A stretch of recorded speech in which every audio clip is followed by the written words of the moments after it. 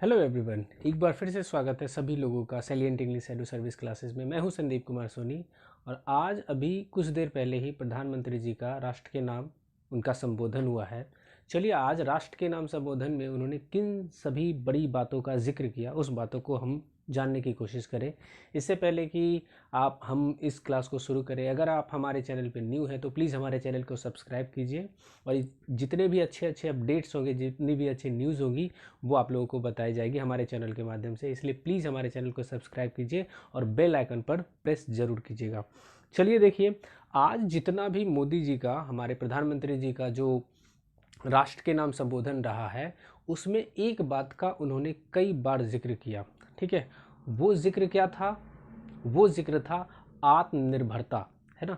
आत्मनिर्भरता कहने का मतलब हम अपने आप में निर्भर हों, है ना। चलिए देखते हैं क्या क्या कहा था उन्होंने। सबसे पहले तो जो उन्होंने जिक्र किया सबसे बड़ी बात, वो जो थी वो क्या थी? पैकेज ऑफ 20 लाख करोड़, है ना।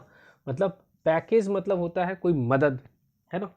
एक कोई मदद जो है, और ये इकोनॉमिक पैकेज कहा जा सकता है। ठीक है, इकोनॉमिक पैकेज, है ना। ये एक आर्थिक मदद देने की ऐलान की गई है, जिसकी की डिटेल जो है वो बार बार हमारे जो फाइनेंस मिनिस्टर हैं श्रीमती निर्मला सीतारमन, वो हमें देती रहेंगी कल के बाद से।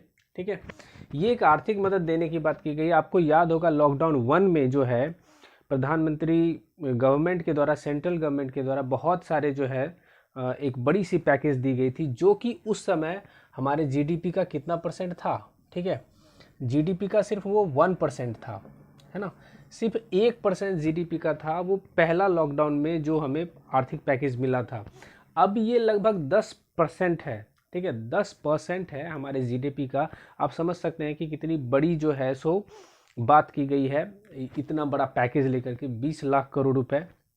ठीक है, आपको याद हो तो एक बार फिर से मैं पहले वाले पैकेज के बारे में बात करूं तो पहले वाले पैकेज में जो बात की गई थी उसमें बहुत सारी फैसिलिटी दी गई थी। सबसे पहले तो ये कि जो हमारे जनधन खाता थे, है ना, जनधन खाता जो थे, जो कि महिलाओं के थे, जो फीमेल्स थे, है ना, उनके अकाउंट में क्या हुआ कि ₹500 पर मंथ, है ना, ये 3 मंथ के लिए दिया गया था।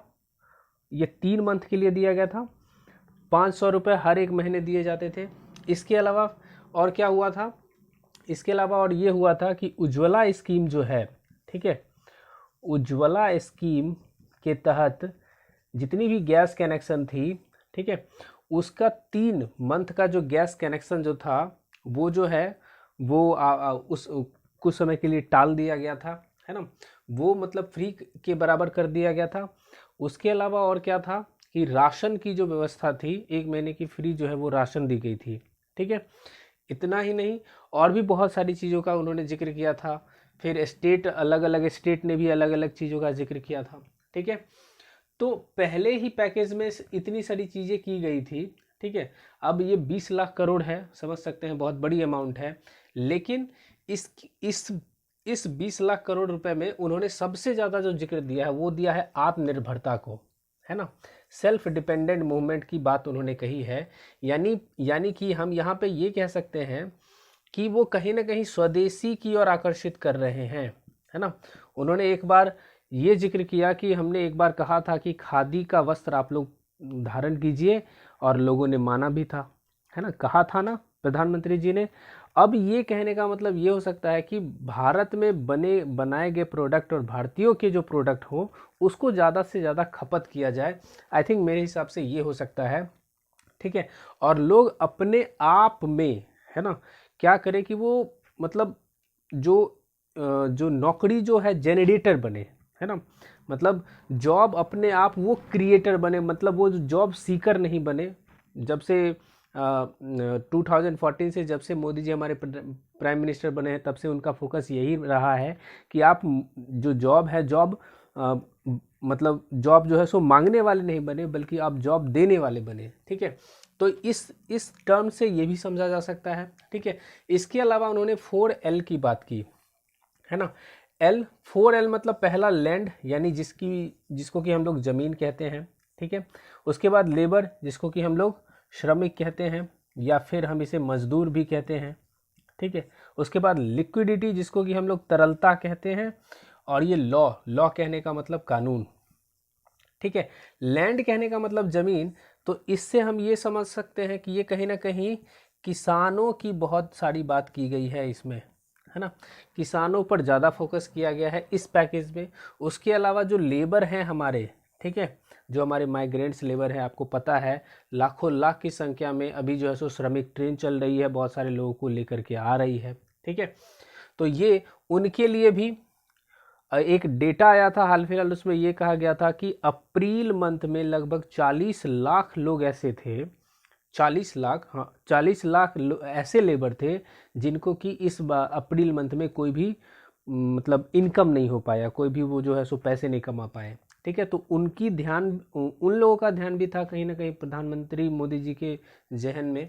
तो इसलिए उन्होंने श्रमिक लोगों की भी बात की है, यानी श्रमिक लोग भी बहुत कुछ मदद की उम्मीद पा सकते हैं, कर सकते हैं इस 20 लाख करोड़ रुपए के पैकेज में।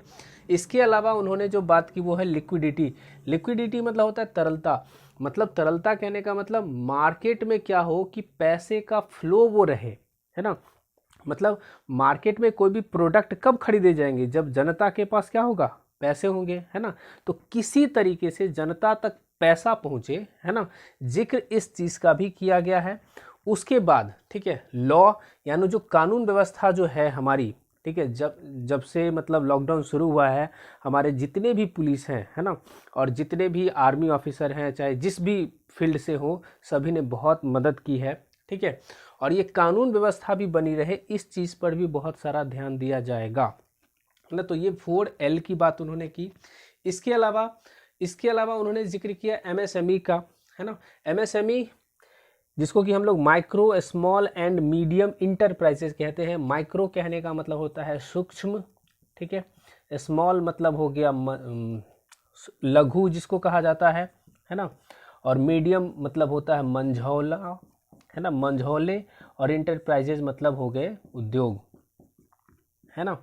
तो ये सभी जो उद्योग धंधे हैं, जो सूक्ष्म उद्योग हैं, लघु उद्योग हैं, मंझोले उद्योग हैं, उन सभी के बारे में भी मोदी जी ने बहुत कुछ कहा है। और ये सेक्टर जो है ना, इकोनॉमी का ये बहुत बड़ा सेक्टर है।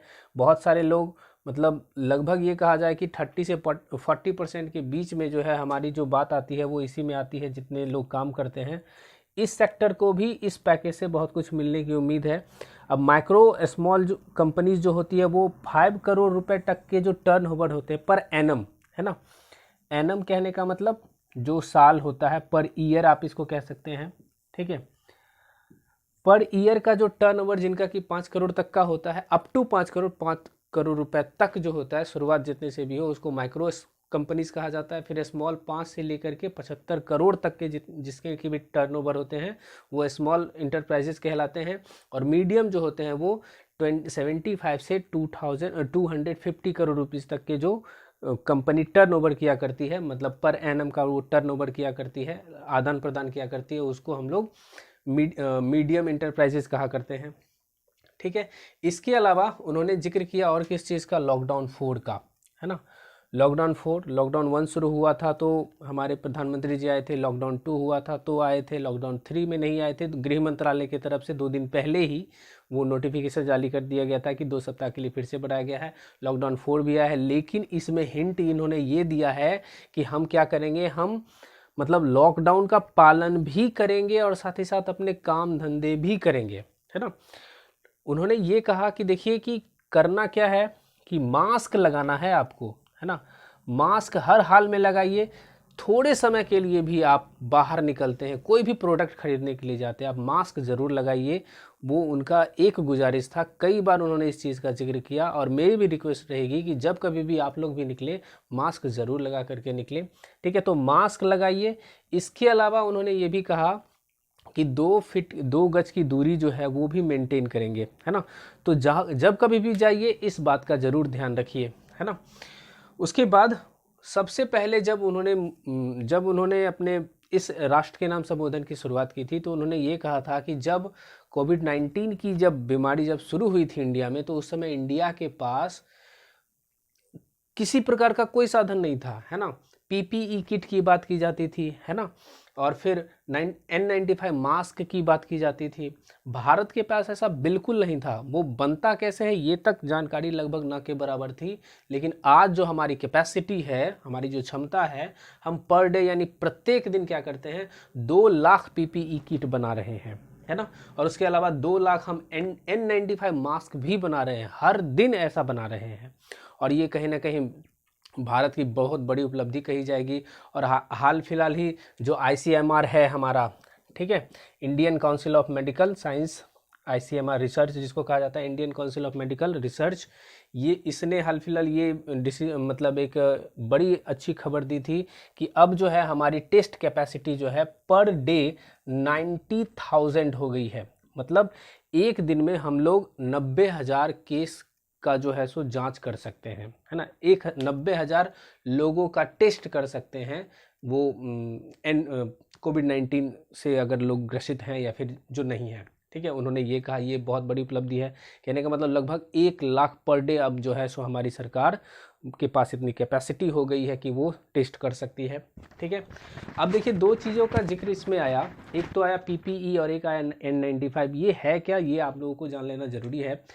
पीपीई कहने का मतलब पर्सनल, और पी से हो गया प्रोटेक्टिव और ई से हो गया इक्विपमेंट। पर्सनल मतलब खास, और प्रोटेक्टिव मतलब होता है सुरक्षा, और इक्विपमेंट मतलब होता है साजो सामान, या फिर जिसको सामान कहते हैं।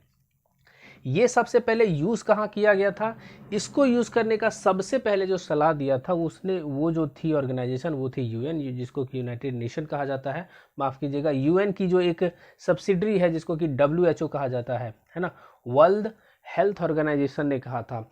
ये सबसे पहले आया कब था, 2014 में आया था, जब उस समय क्या हुआ था, इबोला नाम का वायरस पूरे एशिया, पूरे, सबसे पहले तो ये शुरू हुआ था अफ्रीका कॉन्टिनेंट में, है ना, और उसके बाद वो अपने धीरे धीरे पैर पसारने लगा था। तो 2014 में सबसे पहले ये पीपीई किट जो है वो जो है सो न्यूज़ में आई थी, ठीक है।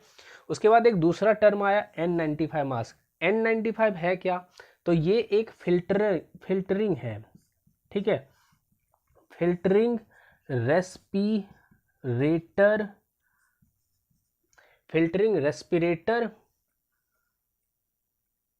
इक्विपमेंट कह सकते हैं। फिल्टरिंग रेस्पिरेटर इक्विपमेंट है। ये क्या करता है, ये जो है आपके ठीक मास्क अपने आपके चेहरे के ठीक ऊपर रहता है, और ये जो मास्क होता है वो क्या करता है, जो आपका एयरबोर्न जर्म्स होता है, ठीक है, एयरबोर्न जर्म्स जो होता है, ठीक, एयरबोर्न जितने भी जर्म्स होते हैं उसमें लगभग 95% एयरबोर्न जर्म्स को ये क्या करता है, डिस्ट्रॉय कर देता है, मतलब किल कर देता है, वो फिल्टर कर देता है, ठीक है। और ये बहुत ज़्यादा रिकमेंड किया जाता है किन के लिए, जितने भी हमारे डॉक्टर्स हैं, जितने भी हमारे नर्सेज हैं, मेडिकल स्टाफ जितने भी हैं, उनके लिए N95 मास्क मतलब ये कहा जाता है कि आप वो यूज़ कीजिए, ठीक है। तो ये था आज का पूरा वीडियो। आई थिंक आपको पसंद आया होगा। अगर पसंद आया तो प्लीज़ हमारे चैनल को सब्सक्राइब करें, और प्लीज़ कमेंट करें कि ये वीडियो आपको कैसी लगी, और इस तरीके के और किन किन मुद्दे पर आप जो है सो वीडियो हमसे चाहेंगे, हमारे चैनल से चाहेंगे, प्लीज़ बताएं। तब तक के लिए अच्छे से रहिए, स्वस्थ रहिए।